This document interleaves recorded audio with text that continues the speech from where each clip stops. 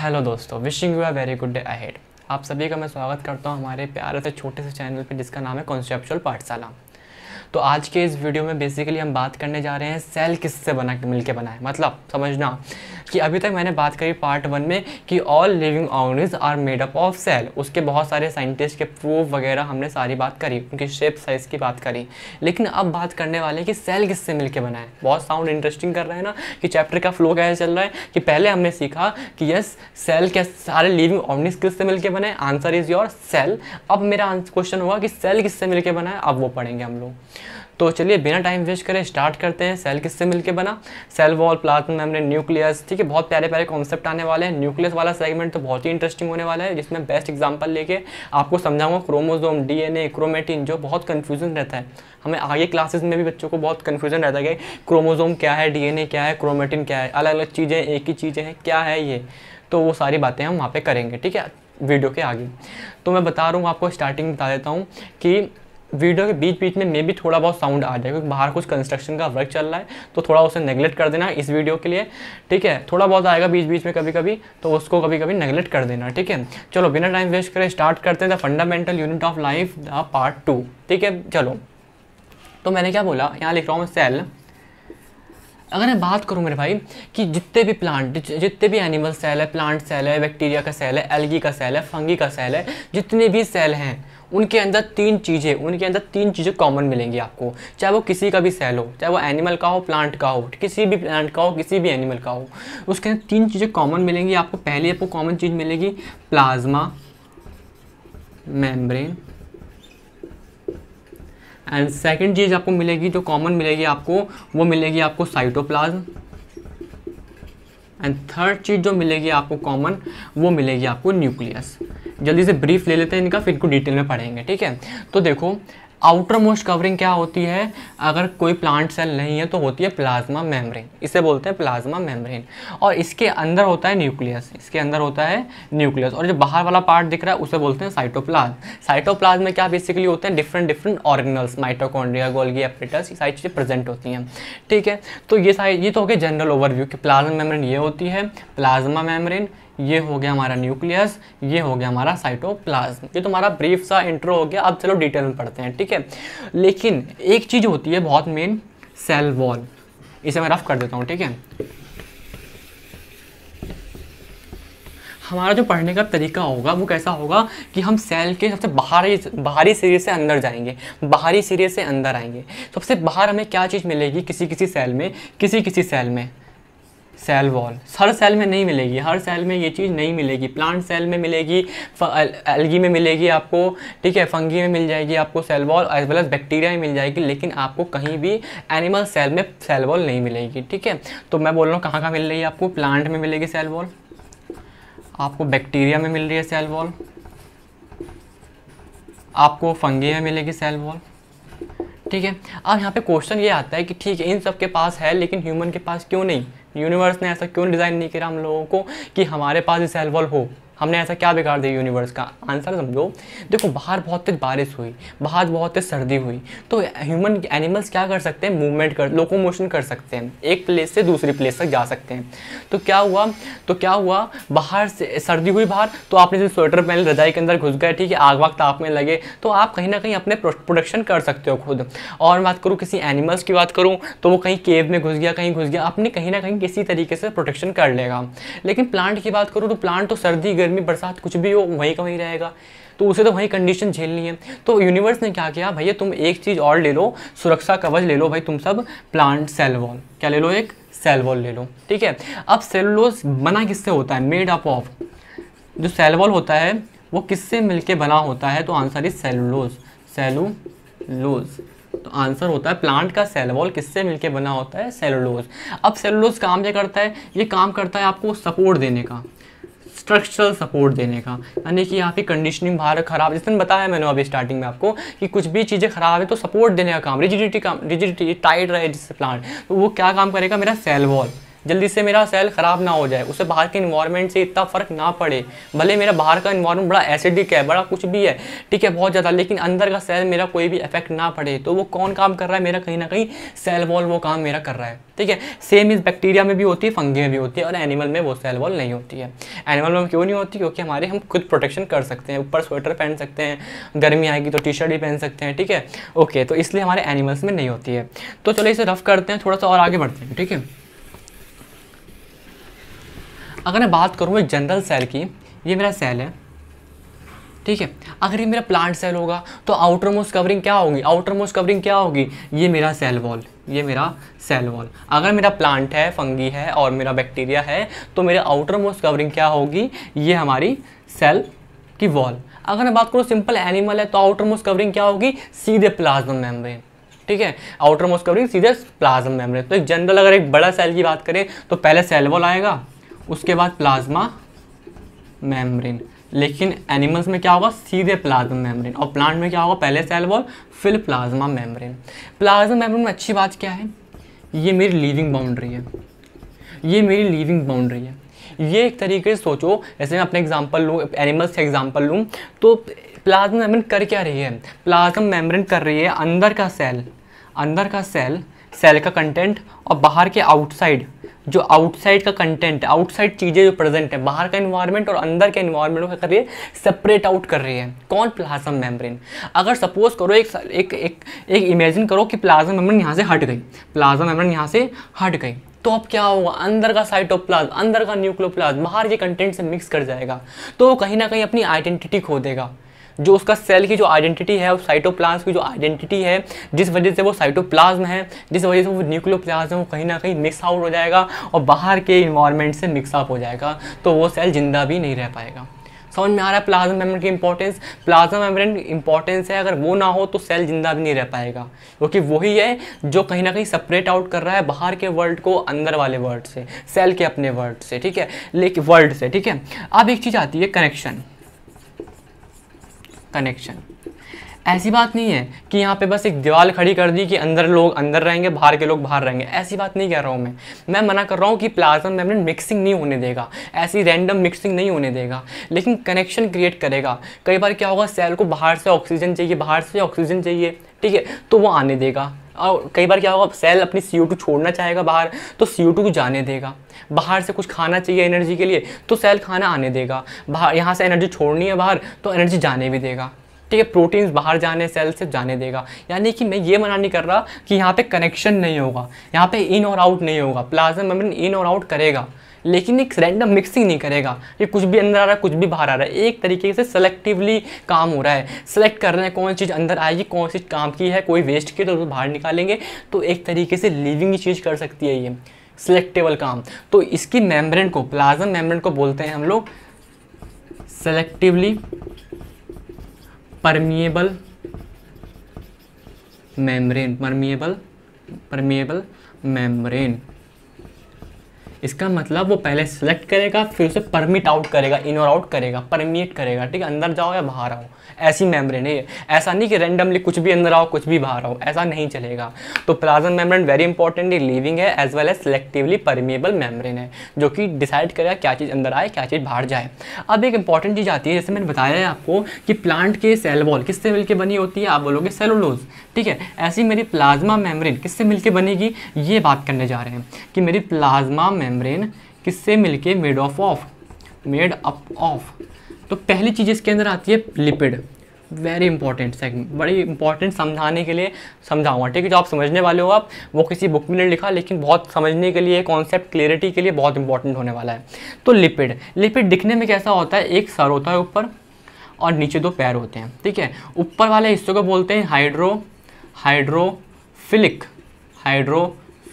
यानी कि पानी से प्यार करने वाला। जो सर है ना वो पानी से प्यार करता है, जो सर वाला है वो पानी से लविंग है, पानी अफेक्ट करता है, पानी को वो लविंग करता है। लेकिन नीचे वाले पैर है इसके, हाइड्रो माने पानी, हाइड्रोफोबिक, फोबिक माने क्या होता है, फोबिया, डर लगता है। तो जो नीचे पैर है उसके, उसे पानी से डर लगता है, और जो ऊपर वाला हिस्सा है उसे पानी से फिलिक है, पानी से मोहब्बत है, ठीक है। तो अब देखो ये इस तो नेचर ने क्या करा, नेचर ने सोचा यार मेरे प्लाज्मा मेम्ब्रेन लिपिड से मिलके बननी है, लेकिन ऐसा क्या करूं कि मेरे ये जो पैर हैं वो पानी से बचे रहें और जो बाहर वाली चीज़ें से पानी मिलती रहे। क्योंकि देखो सेल के अंदर ही पानी है, सेल के बाहर भी पानी है, पानी तो हर जगह ही है, सेल के अंदर ही साइटोप्लाज्म में भी कहीं ना कहीं पानी होगा और जो बाहर का इन्वायरमेंट है वहाँ भी पानी होगा। तो कैसे करें, कैसे अरेंजमेंट करें इन लोगों का कि लिपिड का। तो एक सोल्यूशन निकला, यूनिवर्स ने सोल्यूशन निकाला ऐसा, ये वाला सोल्यूशन समझना अभी ध्यान से, अभी बना दूँ फिर समझना, ठीक है। ये देखो ये क्या हो गया, ये मेरा हो गया आउटसाइड वर्ल्ड, ये हो गया मेरे सेल के इनसाइड, सेल के इनसाइड, सेल के आउटसाइड। अब देखो जो मैं दिखा रहा हूँ ना ये एक तरीके की 3D फिगर है। तो एक बॉल होगी, बॉल के ऊपर भी सर होंगे, नीचे भी सर होंगे और बॉल के बीच में जो थिन लेयर होगी उसके अंदर होंगे हमारे पैर। तो इससे हुआ क्या, जो अंदर वाले सेल का पानी था उससे भी सर को मिल रहा है, जो बाहर वाले सेल, जो बाहर का सेल था उससे जो पानी मिल रहा है बाहर के इन्वायरमेंट से, वो भी बाहर सर वाला हिस्सा ले रहा है लिपिड के। तो मतलब ये भी पानी से प्यार करता है, ये भी पानी से प्यार करता है, हाइड्रो बोलो ना, हाइड्रोफिलिक। लेकिन जो अंदर वाला हिस्सा है, क्या बताओ यहाँ पानी पहुँच पा रहा है क्या? आप बोलोगे नहीं, क्योंकि हमने एक तरीके से बाई लेयर, 2 लेयर कर दी, दोनों तरफ हाइड्रोफिलिक वाले पार्ट लगा दिए, दोनों तरफ हाइड्रोफिलिक वाले पार्ट लगा दिए। तो अंदर लगा दिए, पानी पहुँच ही नहीं पा रहा वहाँ पे लगा दिया हाइड्रोफोबिक। तो ये अरेंजमेंट हुआ, ठीक है। और बीच बीच में क्या हुआ, बीच बीच में बहुत सारे प्रोटीन्स प्रेजेंट हैं, ठीक है। तो अब मैं क्या बोलूँ यहाँ पे, तो मेड अप ऑफ किससे मिलके बना हुआ, लिपिड से, and second most important is protein. तो हमारी प्लाज्मा मेम्ब्रेन 2 चीज़ों से मिलके बनी है, पहली है हमारी lipid and other one is protein. अगर मैं लिपिड को और अच्छे से बोलूँ तो by layer lipid, 2 layer present है लिपिड की, ठीक है। और बीच बीच में धसा हुआ क्या प्रेजेंट है, मेरा प्रोटीन, ठीक है। समझ में आया मेड अप ऑफ। अब मैं बात कर रहा हूँ कि मैंने बोला कुछ चीज़ें इसके अंदर आ भी सकती हैं, कुछ चीज़ जा भी सकती हैं, यानी कहीं ना कहीं कनेक्शन है, मिक्सिंग नहीं है, कनेक्शन है। तो वो कनेक्शन किस बातों पे डिपेंड करता है, ठीक है, उसके पीछे का मैकेनिज्म क्या है, तो वो समझने का कोशिश करते हैं, ठीक है। इसे रफ करते हैं और फिर उस मैकेनिज्म को समझने की कोशिश करते हैं, ओके।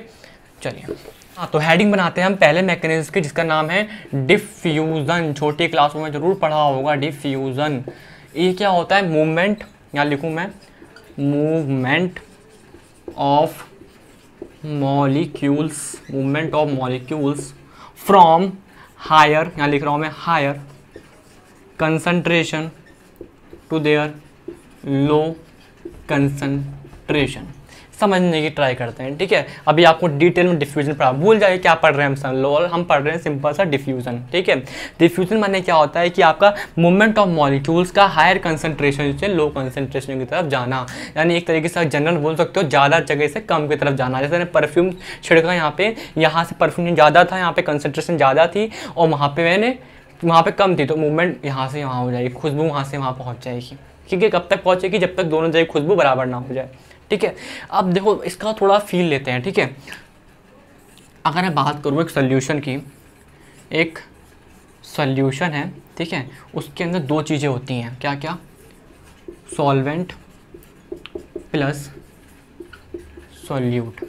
समझना इस बात का, एक सोल्यूशन है यानी कि चीनी पानी है, ठीक है, शरबत बनाया है आप लोगों ने, शरबत बनाया है, उसमें क्या हुआ, चीनी और पानी है। जो पानी है जिसमें आपने घोला है, जिसमें आपने घोली है चीज़, उसे बोलते हैं सॉल्वेंट, यानी वाटर क्या हो गया मेरा सॉल्वेंट वहाँ पर, और जो आप घोल रहे हो वो होता है आपका सॉल्यूट, यानी क्या हो गया, शुगर आपका हो गया सॉल्यूट। तो इसे बोलते हैं सॉल्यूट, इसे बोलते हैं सॉल्वेंट। दोनों मिलके क्या बनाते हैं, सॉल्यूशन बनाते हैं। तो जनरल बात हो गई, ठीक है। अब देखो अगर मैं आपको बताऊँ, जैसे कि गिलास है, ये गिलास है, ठीक है, यहाँ पे मैंने पानी लिया, 1 लीटर पानी लिया, यहाँ पे मैंने 1 लीटर पानी लिया, इसमें मैंने मिलाई 5 ग्राम चीनी मिलाई, ठीक है। और मैंने यहाँ पे भी क्या मिलाई, 10 ग्राम चीनी, 10 ग्राम चीनी यहाँ मिलाई, 5 ग्राम चीनी यहाँ मिलाई। अब मुझे बताओ किसकी कंसंट्रेशन ज़्यादा है, आपका आंसर आएगा ये वाला। आपने कैसे सोचा, आपकी डेफिनेशन क्या होगी कि फिक्स्ड अमाउंट ऑफ सॉल्वेंट में, मतलब कि यहाँ पे 1 लीटर ये भी 1 लीटर ये भी, तो फिक्स्ड अमाउंट ऑफ सॉल्वेंट में सल्यूट किस में ज़्यादा है, जिसमें सल्यूट ज़्यादा फिक्स्ड अमाउंट में, उसे बोलेंगे हम हायर कंसंट्रेशन। तो अगर मैं इसको जोड़ दूँ एक पाइप के थ्रू और यहाँ लगा दूँ सेमी परमिएबल मेम्ब्रेन, वही प्लाज्मा में लगा दूँ, तो मूवमेंट कहाँ से कहाँ होगी, मूवमेंट होगी high concentration to low concentration. ये तो हो गया, यहाँ तक हमें पता था। लेकिन एक्चुअल में पता क्या होता है, एक्चुअल में मूवमेंट यहाँ से यहाँ भी होती है, मूवमेंट लो टू हाई भी होती है। लेकिन जब मैं नेट निकालूँ, क्या निकाल रहा हूँ, नेट ओवरऑल कितना हुआ, मैंने बोला 10 मॉलिक्यूल आए यहाँ से यहाँ, 10 मॉलिक्यूल आए इधर से इधर, इधर से इधर, और 5 मॉलिक्यूल गए इधर से इधर, तो नेट कितना निकल के आया कि 5 गए इधर, 10 इधर गए, 5 इधर आए, तो नेट कितना बचा, 5 इधर गए। तो नेट निकल के आएगा high concentration to low concentration. मैंने रिपीट करिए वर्ड को कि चीज़ें हाई से लो भी जाती हैं, लो से हाई भी जाती हैं, लेकिन जो नेट निकल के आता है वो हाई से लो निकल के आता है।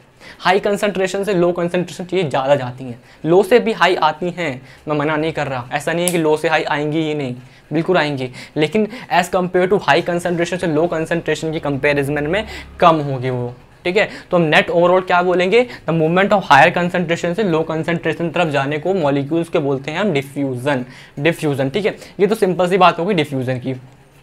चलो इसको हम कहीं ना कहीं अप्लाई करते हैं अपने सेल वाले कॉन्सेप्ट पे, इसको रफ करें, इसको रफ करते हैं, ठीक है।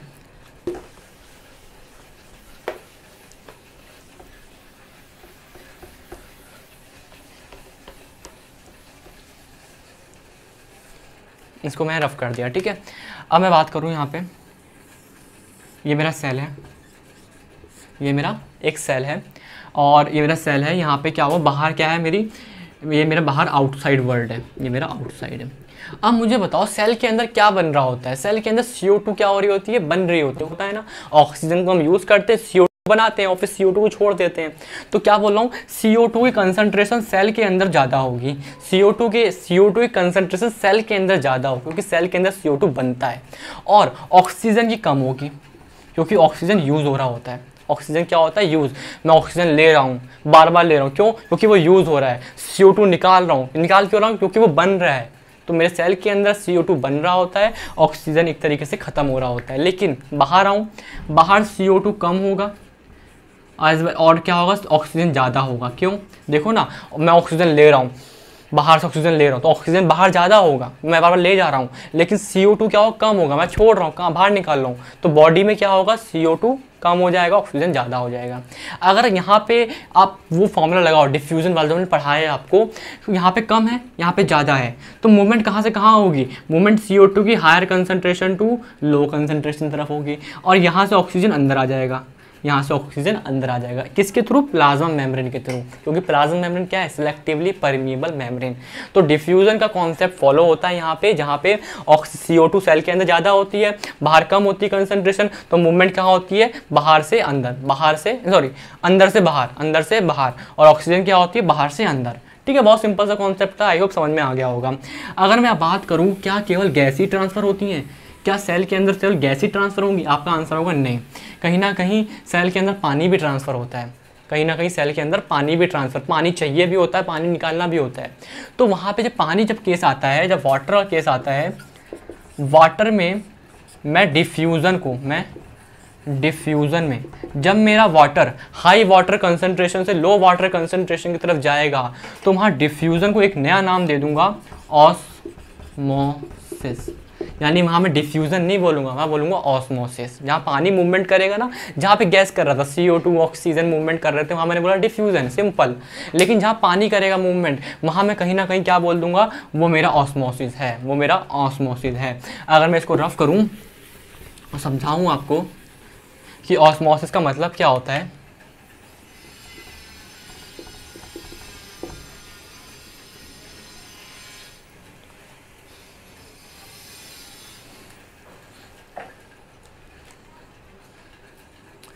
अगर मैं आपको समझाऊं ऑस्मोसिस का मतलब क्या होता है, तो ऑस्मोसिस क्या होता है, the movement of water molecules, movement of water molecules from higher water concentration, बहुत इंपॉर्टेंट चीज़ लिख रहा हूँ मैं, high water concentration to low water concentration.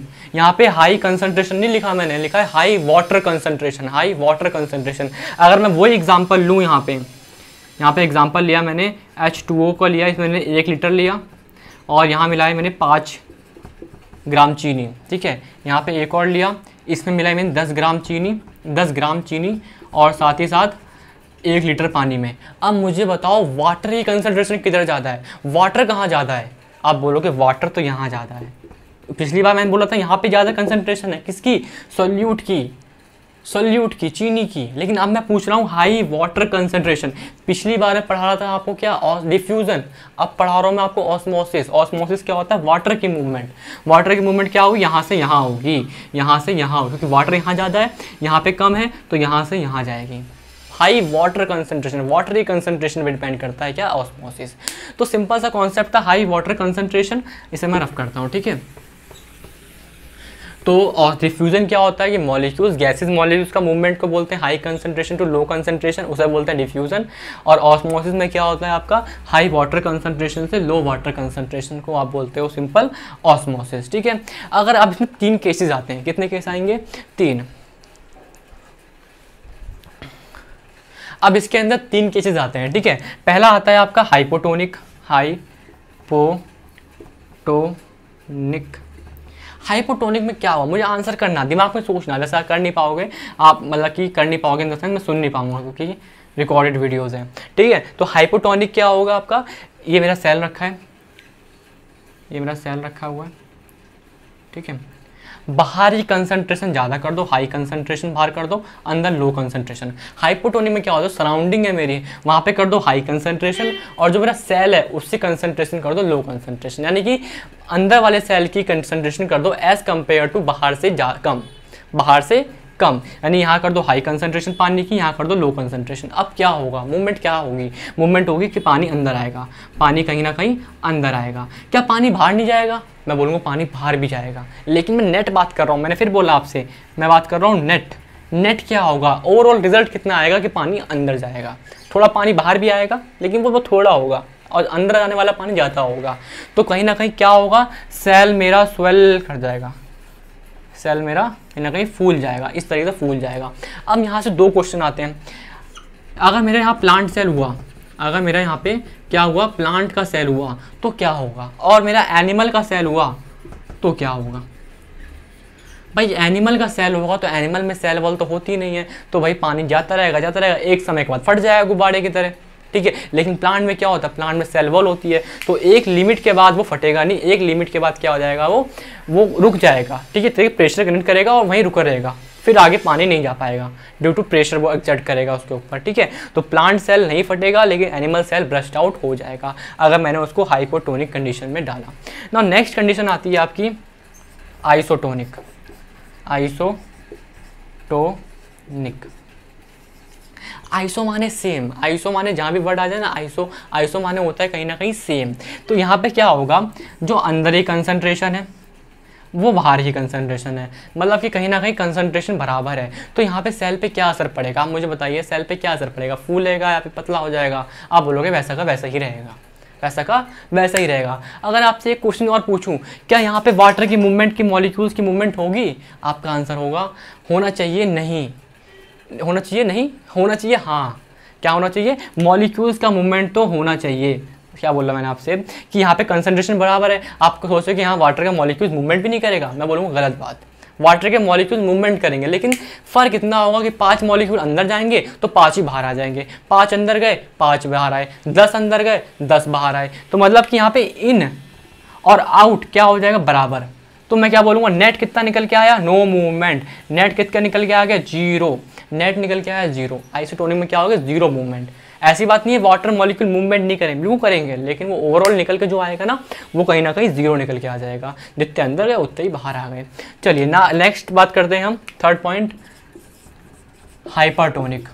Hypertonic, hypertonic बहुत इंपॉर्टेंट है। हाइपरटोनिक में क्या होता है कि बाहर का, ये मेरा एक बॉक्स हो गया, ये मैंने सेल रखा यहाँ पे, बाहर ही कंसंट्रेशन कर दी मैंने लो, अंदर कर दी मैंने हाई कंसंट्रेशन। तो आप सिंपल सा आंसर कर सकते हो, पानी बाहर से अंदर से बाहर जाएगा, अंदर से बाहर जाएगा, नेट पानी। फिर मैं वापस रिपीट कर रहा हूँ, नेट, फिर मैं बात कर रहा हूँ नेट रिजल्ट की, ठीक है। तो क्या होगा, नेट पानी क्या होगा, अंदर से बाहर जाएगा, लो कंसंट्रेशन, और नीचे हो गई हाई कंसंट्रेशन, ठीक है। तो क्या होगा, मेरा सेल श्रिंक कर जाएगा, मेरा सेल श्रिंक कर जाएगा, पिचक जाएगा। अब यहाँ पे फिर वही केस आएगा, अगर मेरा यहाँ पे सोचो, इसमें रफ कर रहा हूँ, ठीक है, एक अच्छी चीज़ समझानी है आपको, प्लाज्मोलिसिस।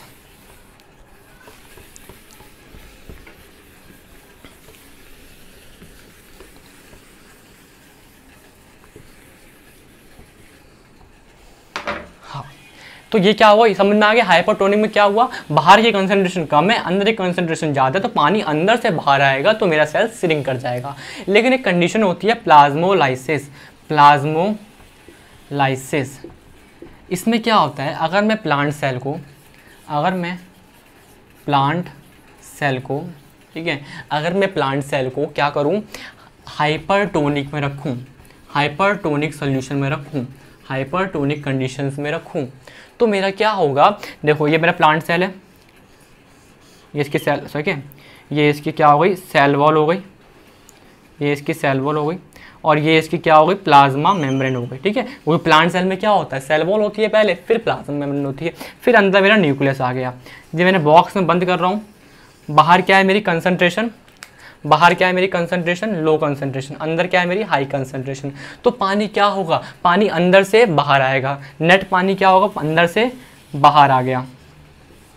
ठीक है, तो बताओ क्या होगा, क्या सेल वॉल सिकुड़ेगी, सेल वॉल दबेगी क्या, नहीं, सेल वॉल तो बेचारी नॉन लिविंग है, सेल वॉल नहीं दबेगी, सेल वॉल नहीं दबेगी। कुछ देर बाद क्या होगा, ये आपकी कंडीशन है, ये आपकी सेल वॉल वैसी की वैसी ही रहेगी। ठीक है, वैसी की वैसी ही रहेगी, लेकिन आपका जो सेल प्लाज्मा मेम्ब्रेन होगा वो पिचक के सूख जाएगा। मतलब जो प्लाज्मा मेम्ब्रेन होगा ना, वो अवे फ्रॉम, प्लाज्मा मेम्ब्रेन की मूवमेंट कैसी होगी, away from cell wall, plasma membrane away from cell wall move करेगा। इस कंडीशन को बोलते हैं, इस सिचुएशन को बोलते हैं, इस फेनोमेना को बोलते हैं हम क्या, प्लाज्मोलाइसिस। प्लाज्मोलाइसिस क्या होता है, जब मैं किसी प्लांट सेल को कहाँ रख दूँ, हाइपरटोनिक सॉल्यूशन में रख दूँ, तो जो मेरा जो प्लाज्मा मेम्ब्रेन होता है वो मूवमेंट करेगा away from cell wall, and this condition is known as plasmolysis. I hope कुछ क्लियर हुआ होगा। कुछ नहीं है, इस कंडीशन को बोलते हैं प्लाज्मोलाइसिस, जिसमें मेरी प्लाज्मा मेम्ब्रेन मूव करे अवे फ्रॉम सेल वॉल, जब मैं इसको हाइपरटोनिक सॉल्यूशन में, हाइपरटोनिक कंडीशन में रख दूँ। ठीक है, तो यहाँ पे खत्म होता है हमारा क्या, प्लाज्मा मेम्ब्रेन। अब हम बात, चलिए एक थोड़ी सी चीज़ रह गई है, एक छोटी सी चीज़ रह गई है, जिसे ख़त्म करते हैं।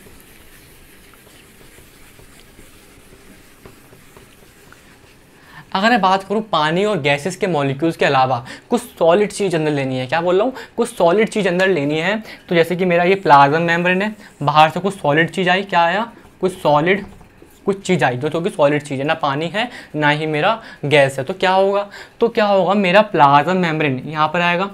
ठीक है, फिर क्या होगा, ये प्लाज्मा मेम्ब्रेन थोड़ा अंदर धसेगा और ये सॉलिड इस जगह आ जाएगा। ठीक है, कुछ समय बाद ये सॉलिड इस जगह आ जाएगा। अब फिर कुछ समय बाद क्या होगा, ये यहाँ से ब्रस्ट करेगा, प्लाज्मा मेम्ब्रेन यहाँ से हल्की देर, थोड़ी देर के लिए फटेगा यहाँ से, और इसको कहीं ना कहीं अंदर भेज देगा, और थोड़ी देर बाद एक अपने आप क्या हो जाएगा, अपने आप रिपेयर हो जाएगा। यही तो प्रॉपर्टी होती है लिविंग की, कि ब्रश करे फिर रिपेयर भी हो जाए। मेरे चोट लगेगी तो कुछ देर बाद रिपेयर भी हो जाऊंगा मैं, क्या है, लिविंग बीइंग है वहाँ पे। तो कहीं ना कहीं प्लाज्मा मेम्ब्रेन क्या है, मेरी लिविंग बॉडी है, लिविंग मेम्ब्रेन है। अगर मेरे को कोई चीज़ बाहर निकालनी है तो क्या करूँगा, जैसे कि मुझे इसको बाहर निकालना है, तो क्या होगा, कुछ समय बाद क्या होगा, ये यहाँ पर आ जाएगा, प्लाज्मा मेम्ब्रेन एक्सटेंड करेगी कुछ इस तरीके से, ये यहाँ पे आ जाएगा, और फिर यहाँ पे ब्रस्ट आउट होगा और यहाँ पे बाहर निकल जाएगा। ठीक है, और कुछ समय बाद प्लाज्मा मेम्ब्रेन सही हो जाएगी अपनी, इसे बाहर भी निकाल दिया मैंने और अंदर भी ले लिया। ठीक है, जब मैं अंदर लेता हूँ तो मैं बोलता हूँ एंडो माने इनसाइड, साइटेसिस माने सेल, इनसाइड सेल के अंदर लो। ठीक है, और जब बाहर निकालता हूँ तो एक्सोसाइटोसिस, यानी कि एक्सो माने एग्जिट, बाहर, साइटेसिस माने सेल। ये सिंपल सा कॉन्सेप्ट था आपका प्लाज्मा मेम्ब्रेन का। अब हम बात करने हैं बहुत इंपॉर्टेंट सेगमेंट ऑफ चैप्टर जो है न्यूक्लियस, जिससे सब बच्चों को कहीं ना कहीं डाउट रहता है। ठीक है, तो चलिए स्टार्ट करते हैं वो। चलिए अब हेडिंग बनाते हैं न्यूक्लियस। बहुत इंपॉर्टेंट टॉपिक पढ़ने जा रहे हैं हम न्यूक्लियस, जिसमें बहुत कन्फ्यूजन रहती है हम लोगों को। इसके अंदर हम पढ़ेंगे डीएनए, क्रोमोसोम, क्रोमैटिन है क्या एक्चुअली में, जीन क्या एक्चुअली में। ठीक है, तो न्यूक्लियस क्या है, न्यूक्लियस मेरा बॉस है एक्चुअली में, न्यूक्लियस क्या है, मेरा बॉस है। यही चीज़ें कंट्रोल करेगा। इसके अंदर जो चीज़ें कंट्रोल करने वाला है वो डीएनए होता है, लेकिन अभी के लिए मान लीजिए न्यूक्लियस मेरा बॉस है। ये चीज़ें कंट्रोल करेगा कि मेरे सेल के अंदर कैसे क्या चीज़ बनेगी, मेरे सेल के अंदर प्रोटीन कितना बनेगा, मेरे सेल के अंदर लिपिड कितना बनेगा, जो भी चीज़ इंफॉर्मेशन देगा वो कौन देगा, ये न्यूक्लियस देगा। किसको, सेल को। और जैसा मैं एक्सप्रेस करूँगा, जैसा मैं दिख रहा हूँ, जैसा मैं बोल रहा हूँ, जिस तरीके का भी मैं हूँ, वो मेरा कहाँ पे लिखा हुआ है, कौन मेरे को बोल रहा है, न्यूक्लियस बोल रहा है। ठीक है, यानी कि उसके अंदर डीएनए मॉलिक्यूल होगा, बताऊंगा मैं। अभी के लिए समझ जाइए, न्यूक्लियस इज अ बॉस।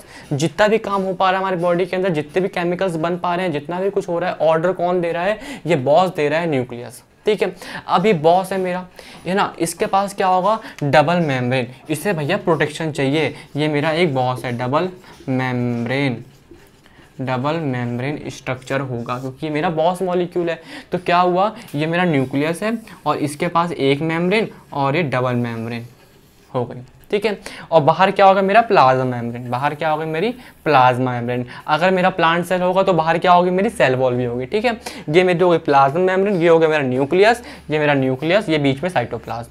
ठीक है, अब क्या हुआ, ये न्यूक्लियस है, ये साइटोप्लाज्म है, क्या इनको मैं कनेक्ट कर सकता हूँ क्या? जो मेरा न्यूक्लियस बोलेगा, अंदर से कुछ बोला इसने, लेकिन यहाँ तक कैसे पहुँचेगा, कुछ इसने मैसेज भेजा तो वो कैसे पहुँचेगा? तो यहाँ पे एक कनेक्टिंग लिंक्स होती हैं, बीच में पोर्स, गड्ढे होते हैं, बीच बीच में छोटे छोटे होल्स होते हैं। तो इन्हें बोलते हैं न्यूक्लियर पोर्स, इन्हें बोलते हैं न्यूक्लियर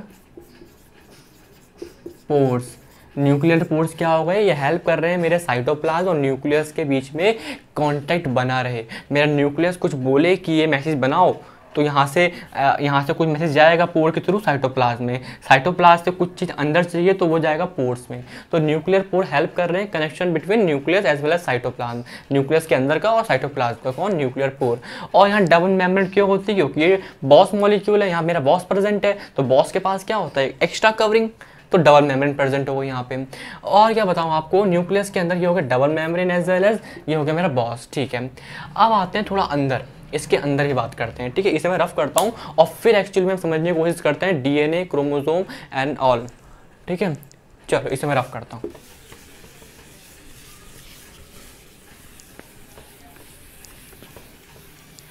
ठीक है, हमने क्या सीख लिया कि न्यूक्लियस के पास डबल मेम्ब्रेन होती है, जिसे हम बोलते हैं न्यूक्लियर मेम्ब्रेन, और न्यूक्लियर मेम्ब्रेन के ऊपर होते हैं न्यूक्लियर पोर। अब डीएनए के अंदर जैसे हमें पता है कि हम लोग, एक होता है हमारे पेरेंट्स होते हैं। पेरेंट्स में कौन कौन होते हैं, एक मेल और एक फीमेल।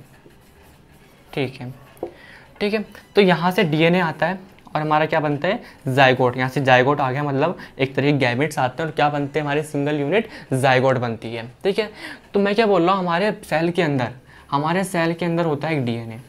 अभी के लिए समझ जाइए क्या होता है डीएनए, डीएन नहीं बन रहा यार,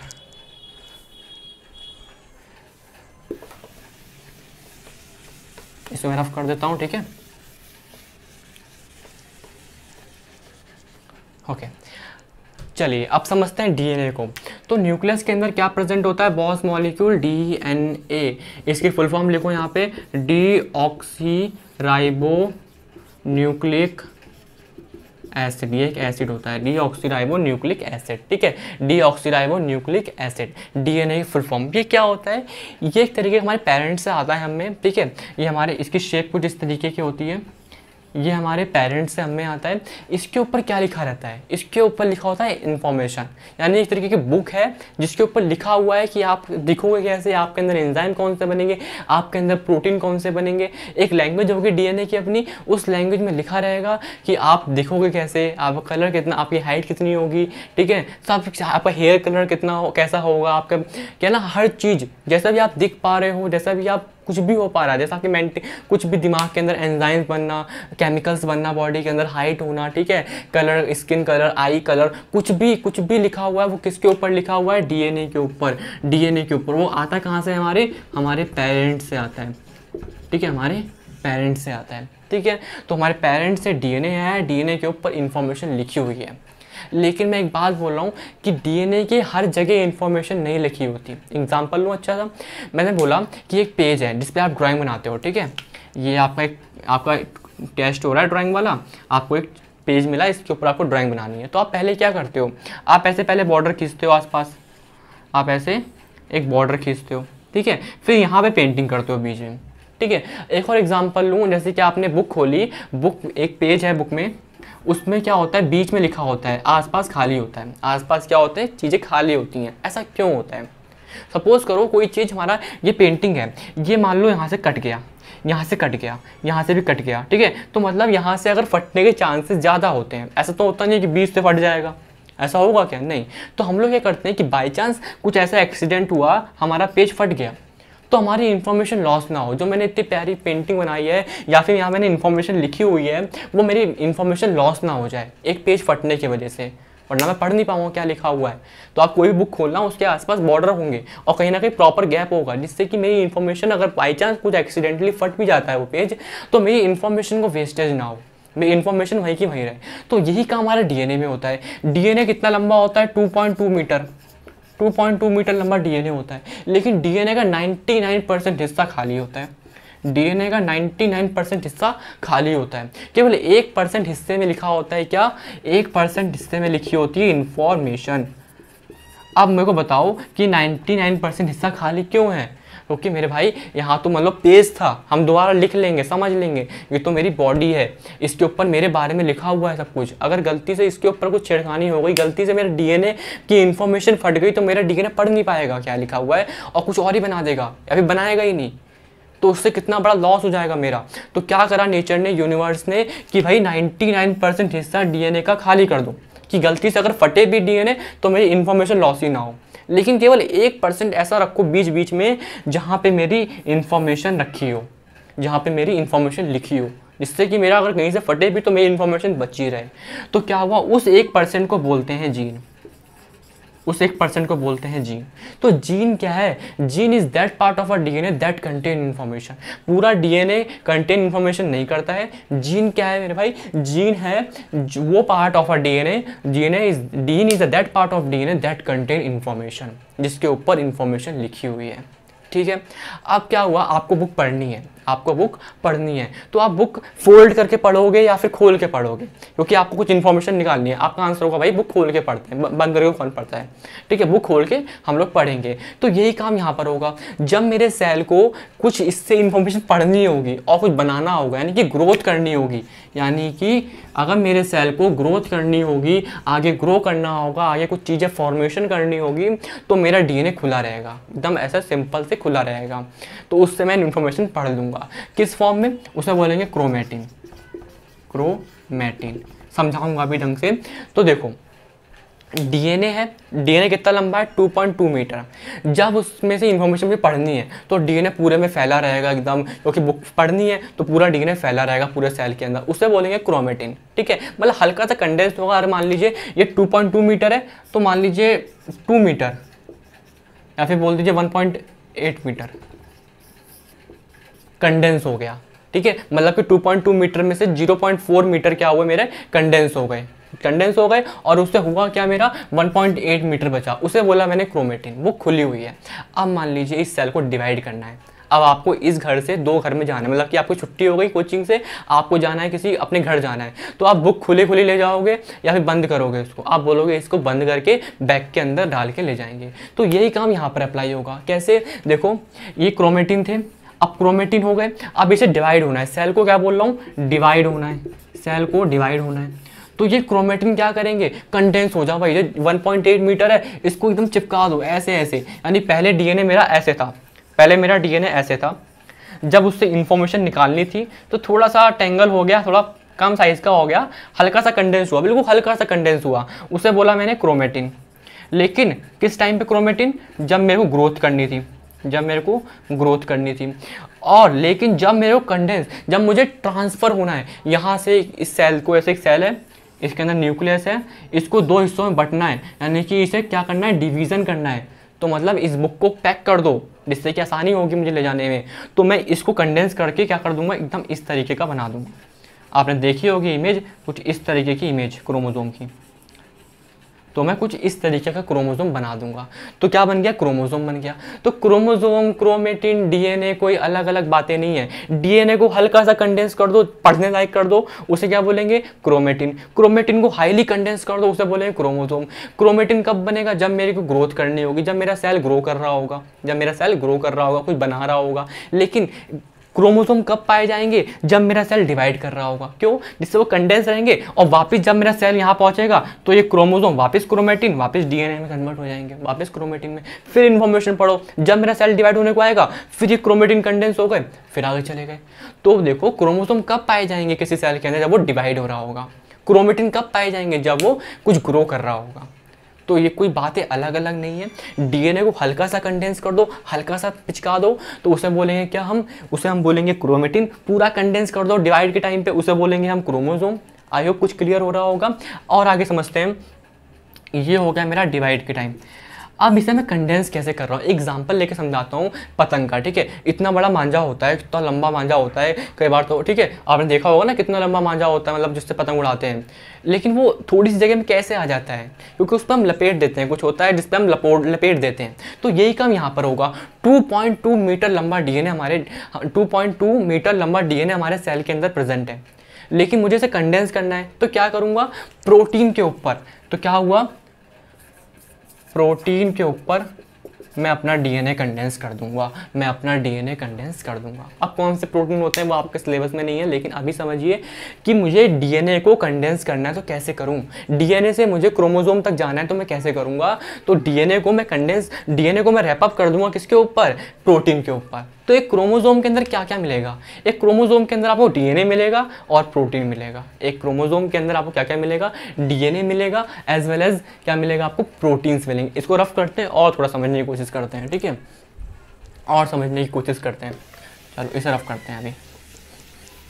तो डीएनए क्या है? डीएनए मेरा इन्फॉर्मेशन कंटेन करता है, लेकिन डीएनए का 99% हिस्सा कैसा होता है? मेरा खाली होता है। क्यों? जिससे कि मेरा अगर डीएनए कहीं से डैमेज भी होता है तो मेरी इन्फॉर्मेशन को कहीं ना कहीं लॉस ना हो। लेकिन जहाँ पे इन्फॉर्मेशन प्रेजेंट है डीएनए के ऊपर उसे बोलेंगे जीन, ठीक है। डीएनए को हल्का सा कंडेंस कर तो बनते हैं क्रोमेटिन, जो कि ग्रोथ के टाइम पे बनते हैं, जिससे मैं बुक पढ़ सकूं। वहाँ पे जो लिखा हुआ है खुले खुले होते हैं एकदम। लेकिन जब मेरे सेल को डिवाइड करना होगा तो वो क्रोमेटिन और कंडेंस हो गए तो बन गया क्रोमोसोम, जिससे कि आगे चल के क्या हो जाए? ट्रांसफर करने में मदद मिले, ठीक है। और अगेन ग्रो करना होगा तो वो दोबारा से रिकंडेंस हो जाएंगे, मतलब वापस से क्या हो जाएंगे? कंडेंस वापस हो जाएंगे और वो वापस क्रोमेटिन बन जाएंगे। डिवाइड करना होगा फिर कंडेंस, आगे बन गए, ठीक है। तो आई होप कुछ समझ में आ रहा होगा आप लोगों को, ठीक है। ये चीज़ें यहाँ पर समझ में आई आपको। तो मैंने बताया कि डीएनए से बना क्रोमेटिन, क्रोमेटिन से फिर आगे गया क्रोमोसोम। तो ये तीनों बातें अलग अलग बिल्कुल भी नहीं है। ये डिपेंड करता है कि आपको सेल किस टाइम पे देख रहे हो। आप सेल ग्रोथ के टाइम पे देखोगे तो क्रोमेटिन मिलेगा, है वो भी डीएनए से बना हुआ। आप देखोगे क्रोमोसोम तो हाईली कंडेंस कर दो डीएनए को तो बन गया मेरा क्या? क्रोमोसोम। आई होप कुछ क्लियर हुआ होगा, ठीक है। बेस्ट एग्जांपल बुक वाला लोगे तो आपको समझने में थोड़ी हेल्प मिलेगी, ठीक है। अदरवाइज ये कॉन्सेप्ट बहुत ज़्यादा ट्रिकी होता है, ठीक है, समझ में नहीं आता है। चलिए इस तरह मैं रफ करता हूँ।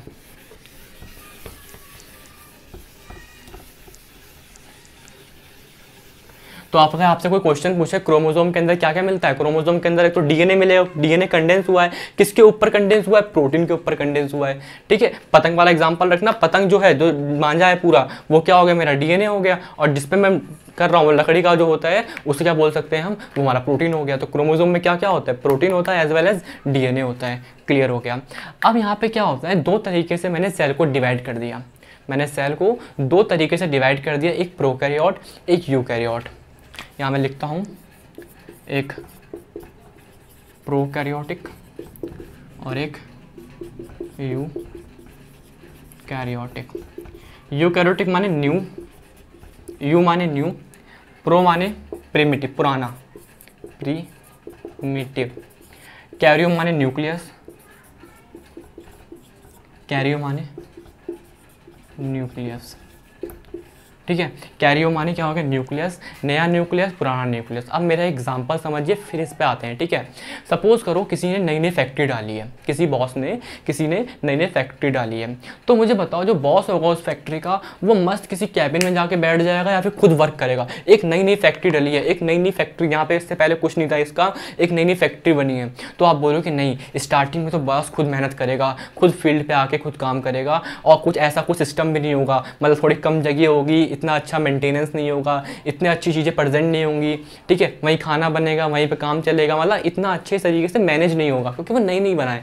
लेकिन क्या हुआ, अब धीरे से फैक्ट्री चल पड़ी, धीरे से फैक्ट्री चल उठी, तो अब क्या होगा, अब बॉस बोलेगा ठीक है अब मैं थोड़ा हटता हूँ, मेरे अंडर कुछ और लोग काम करेंगे, ठीक है, मेरे अंडर कुछ और लोग काम करेंगे। तो वो क्या करेगा कि अपने आसपास एक कैबिन बनाएगा, एक कैबिन, अपना एक कैबिन बनाएगा, एसी वाला मस्त कमरे में बैठेगा जाके, और करेगा क्या, कैबिन बन गया उसका, और क्या करेगा, जहाँ खाना बन रहा होगा उसके लिए एक अलग कमरा बना देगा जिससे खाने वाले लोग डिस्टर्ब ना हो बाहर के लोगों से, ठीक है। जहाँ पे मेरा पैकेजिंग वाला काम चल रहा होगा उसको अलग कर देगा कि पैकेजिंग वाले लोग जहाँ चीज़ें बन रही हों उनसे डिस्टर्ब ना हो, जहाँ मेरी चीज़ें बन रही होंगी एक्चुअल में जो भी किसी चीज़ की फैक्ट्री होगी वहाँ बन रही होगी उसको अलग कर देगा, जहाँ पे वेस्ट निकल रहा होगा उसको अलग कर देगा। यानी कि जो नई फैक्ट्री बन चुकी, जो मतलब कि नई फैक्ट्री थी वहाँ पे सारे काम ऐसे ही हो रहे हैं, खाना बन रहा है, वहीं पे प्रोटीन बन रहा है, वहाँ पे एनर्जी बन रही है, वहाँ पे मेरा क्या बोल सकते हैं पैकेजिंग हो रही है, सब एक ही जगह पे हो रहा है, और बॉस भी करवा रहा है बैठ के, देख रहा है बैठ के कि तुम कर रहे हो कि नहीं कर रहे हो, क्योंकि नई नहीं बनी है ना। अब क्या होगा, वो चीज़ अब वो चल उठी कंपनी, अब क्या होगा कि बॉस अपने कैबिन में आ गया और बाकी सबको कंपार्टमेंट दे रही है, बाकी सबको अपने अपने कैबिन दे रही है, क्योंकि वो सेल अब बढ़ चुका है, आगे बन चुका है। अब इंपॉर्टेंट बात है कि वो कैबिन क्यों दिए, वो कंपार्टमेंट क्यों दिए, इसका आंसर क्या होगा, आप सिंपल से देखो, आपके घर में दीवार होती हैं, जैसे मैं इस रूम में पढ़ा रहा हूँ तो इस रूम में बाहर की साइड शोर हो रहा है, ठीक है, बाहर की साइड अपना कोई लोग अपना अपना काम कर रहे होंगे, लेकिन मैं डिस्टर्ब नहीं हो रहा हूँ बिकॉज ऑफ मेरे पास कंपार्टमेंट है, मेरे पास एक अपना कंपार्टमेंट है कि यस यहाँ पे मैं अपना पढ़ाऊँगा तो मेरे को डिस्टर्ब नहीं कर पाएगा, मैं कुछ भी बोलूँगा मैं डिस्टर्ब नहीं होऊंगा बाहर से। सपोज करो दीवारें हट जाएँ तो सड़क से कोई जा रहा होगा तो मैं डिस्टर्ब हो जाऊंगा, वो भी डिस्टर्ब हो जाएगा, तो मैं कहीं ना कहीं अपना काम अच्छे से नहीं कर पाऊंगा। तो जो कंपनी चल चुकी है वो क्या करेंगे कि जहाँ खाना बन रहा होगा उसको अपना एक कंपार्टमेंट दे दो जिससे कि वो अपना काम बाहर से डिस्टर्ब ना हो सके, तो धीरे धीरे चीज़ समझ में आएंगी। अब देखो, अब इसको एग्जाम्पल को यहाँ पर रिलेट करना, ठीक है। ये प्रोकैरियोटिक सेल था, प्रिमिटिव न्यूक्लियस था, बहुत पुराना न्यूक्लियस था जब कंपनी नई नई स्टार्ट हुई थी, ठीक है। तो यहाँ पर क्या होगा, प्लाज्मा मेम्ब्रेन तो होगी, लेकिन न्यूक्लियस जो होगा, न्यूक्लियस के पास कोई न्यूक्लियर मेम्ब्रेन नहीं होगी, क्योंकि यहाँ का बॉस क्या होगा, खुद साइटोप्लाज्म में आके काम कराएगा। ये कंपनी भी नई नई बनी है, बहुत पुरानी बात कर रहा हूँ, प्रिमिटिव न्यूक्लियस, ऐसा न्यूक्लियस जो पुराना होगा, बॉस जो पुराना वाला बॉस, तो क्या होगा, ये न्यूक्लियस ऐसे ही प्रेजेंट होगा। इसको मैं न्यूक्लियस भी नहीं बोलूँगा, क्या बोलूँगा, न्यूक्लियोइड बोल दूंगा। यहाँ पे क्या होगा, यहीं पे खाना बन रहा होगा, यहीं पे सारी चीज़ें चल रही होंगी, यहीं पे ही सारी चीज़ें चल रही होंगी, लेकिन यहाँ पे कोई स्पेशल कंपार्टमेंट नहीं है, कोई स्पेशल जगह नहीं है, सारा काम वहीं हो रहा है। कोई आपको कुछ कंपार्टमेंट दिख रहे हैं क्या, नहीं, न्यूक्लियस के लिए कंपार्टमेंट नहीं है, बॉस के लिए अकेला कमरा नहीं है, तो किसी के लिए क्या ही होगा जब बॉस तक के लिए नहीं है। अब क्या करते हैं, यूकैरियोट में आते हैं, यहाँ पे जो न्यूक्लियस होगा उसके पास डबल मेम्ब्रेन आ गई, उसमें पूरा आ गए, ठीक है। और फिर यहाँ देखोगे माइटोकॉन्ड्रिया, जहाँ पे एनर्जी बन रही है, उसके पास भी डबल मेम्ब्रेन आ गई, ठीक है, मेम्ब्रेन आ गई। और आप देखोगे जहाँ पैकेजिंग होती है, गोल्गी एपरेटस, वहाँ पे भी मेम्ब्रेन आ गई, ठीक है। आप देखोगे यहाँ पे बन रहे हैं protein, rough endoplasmic reticulum, smooth endoplasmic reticulum, वहाँ पे भी मेम्ब्रेन आ गई। यानी आप क्या देख रहे हो, यहाँ पे कंपार्टमेंट बन गए, यहाँ पे न्यूक्लियस के पास सेल, यहाँ न्यूक्लियस के पास क्या आ गई, प्लाज्मा मेम्ब्रेन भी आ गई, मतलब कि एक मेम्ब्रेन भी आ गई। तो ये कंपनी चल उठी है, ये थोड़ी अब इस्टेब्लिश हो चुकी है। ये नई नई कंपनी थी कि यहाँ पे न्यूक्लियस बॉस बेचारा अपना खुद काम करा रहा है, कोई कंपार्टमेंट नहीं है, तो ये बेस्ट है, ये वाला जो है अब ये बेस्ट है। और ये स्टार्टिंग लेवल था, ये मेरा स्टार्टिंग लेवल हुआ। तो जब मेरा सेल एक्चुअली में इस अर्थ पे बना होगा तो कैसा बना होगा, प्रोकैरियोट। लेकिन धीरे धीरे चीज़ें चली उठी, आगे बढ़ा, और क्या हुआ, कुछ ना कुछ इसमें इंप्रूवमेंट आई, और आज क्या बन गया, ये प्रोकैरियोट। इनमें से कुछ बन गए प्रोकैरियोट, इनमें सॉरी कुछ बन गए यूकैरियोट। ऐसा नहीं है कि आज प्रोकैरियोट नहीं है, बिल्कुल हैं, कुछ बैक्टीरियाज हैं जो क्या है, प्रोकैरियोट्स हैं, लेकिन यूकैरियोट भी हैं। तो इन्हीं से बने प्रोकैरियोट से यूकैरियोट्स, ठीक है। जैसे मैं बनाऊँ, यूट्यूब चैनल बना रहा हूँ, ठीक है, मैं वीडियो बना रहा हूँ, अभी क्या मैं नर्वस भी हूँ, मैं पढ़ा रहा हूँ, मैं ऐसे मैंने आज तक नहीं पढ़ाया कभी कैमरे में, तो कहीं ना कहीं मैं चीज़ सीखूंगा। मेरा पहला वीडियो थोड़ा ख़राब होगा, बहुत ख़राब होगा, कुछ ज़्यादा ख़राब होगा, फिर उसके बाद थोड़ा इंप्रूव होगा, फिर हल्का सा और इंप्रूव होगा। वो क्या होगा, इंप्रूव हम सीखते हैं समय के साथ। तो वही चीज़ यहाँ पर हुआ कि स्टार्टिंग में कंपनी ने करा, वहाँ पर सीखा, अच्छा कंपार्टमेंट चाहिए होंगे तो कंपार्टमेंट बना दिए, ठीक है, अलग अलग कमरे बना दिए, तो वो चीज़ें सीखेंगे। तो प्रोकैरियोट और यूकैरियोट में डिफरेंस क्या होगा, प्रोकैरियोट यहाँ पे न्यूक्लियस के पास कोई न्यूक्लियर मेम्ब्रेन नहीं होगी, और यूकैरियोट जिसमें न्यूक्लियस के पास मेम्ब्रेन होगी। प्रोकैरियोट जिसमें कोई सेल ऑर्गेनल नहीं होगा, यानी कि कोई माइटोकॉन्ड्रिया नहीं, कोई कुछ नहीं, सारे काम साइटोप्लाज्म कर रहा है, सारे काम वहीं हो रहे हैं, ठीक है। लेकिन यूकैरियोट में क्या होगा, स्पेशल कंपार्टमेंट होंगे, स्पेशल सेल ऑर्गेनल्स होंगे। तो कितना अच्छा डिफरेंस देखने को मिल रहे हैं। लेकिन हाँ, पॉइंट है प्लाज्मा मेम्ब्रेन सब में ही होगी, ठीक है। अगर आपसे कोई पूछे what is the common between prokaryote and eukaryote, your answer is plasma membrane. Plasma membrane तो होगी ही दोनों में, और सेम ही होगी, ठीक है। जैसे मैंने इसमें पढ़ा था ऐसे ही इसमें पढ़ा है, दोनों में सेम ही होगी एक तरीके से। तो आई होप कुछ समझ में आ रहा होगा आपको प्रोकैरियोट यूकैरियोट। तो इसका सिंपल सा था, ठीक है। तो चलिए आज की क्लास हम यहीं पे एंड करते हैं। हमने न्यूक्लियस में डीएनए, क्रोमेटिन, क्रोमोसोम और vessel plasma membrane as well as हमने सेल वॉल भी जाना, hypotonic, hypertonic, isotonic. I hope समझ में आया होगा। कुछ भी डाउट होगा आप कमेंट सेक्शन पे मुझको बताइए, ठीक है। एंड अगर आप पे कुछ भी कॉन्सेप्ट यहाँ से क्लियर हुए हैं और आपको यहाँ पे कुछ भी वैल्यूज़ ऐड हुई हैं आपकी लाइफ में, कुछ भी आपको बहुत डर लगता था पहले डीएनए, क्रोमोसोम, जीन समझने में, आपको प्रोकैरियोट, यूकैरियोट के एग्जांपल्स में थोड़ा इंटरेस्ट आया, तो प्लीज़ लाइक एंड सब्सक्राइब और इसे अपने फ्रेंड के साथ शेयर कीजिए, ठीक है। वो मुझे बूस्ट करेगा मेरे को और ऐसी वीडियोस बनाने के लिए, ठीक है। तो मिलते हैं आपको पार्ट 3 में, जिसमें हम बात करेंगे इस सेल के अंदर in various types of cell organelles. क्या होता है माइटोकॉन्ड्रिया, क्या होता है प्लास्टिड, क्या होता है वैक्यूल, क्या होता है रफ एंडोप्लाज्मिक रेटिकुलम। तो सस्पेंस बना के रखते हैं। जब तक के लिए बाय बाय।